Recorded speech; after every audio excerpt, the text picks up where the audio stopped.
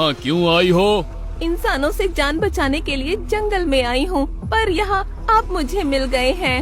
अब मेरा क्या होगा? चिंता मत कर, यहाँ इंसान नहीं है, इसीलिए तू सुरक्षित है। तो क्या आप मुझे नहीं मारेंगे? नहीं, मैं यहाँ का राजा हूँ और तू गांव की रानी। भला मैं तुझे कैसे मार सकता हूँ? शुक्रिया महाराज, मैं घायल हूँ और काफी थक चुकी हूँ। मुझे यहाँ आराम करने की जगह मिल सकती है क्या? हाँ हाँ, क्यों नहीं। जिस तरह मैं जंगल का राजा हूँ, उसी तरह तुम भी अपने गांव की रानी हो, तो उस हिसाब से तुम मेरी मेहमान हुई ना, तो तुम बेझिझक मेरी गुफा में आराम कर सकती हो।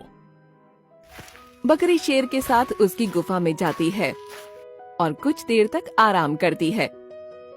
फिर रात को शेर सिंह बकरी से पूछता है, बकरी, मुझे बताओ कि तुम्हारी ऐसी हालत किसने की? मैं उसे छोड़ूंगा नहीं। कालू कसाई ने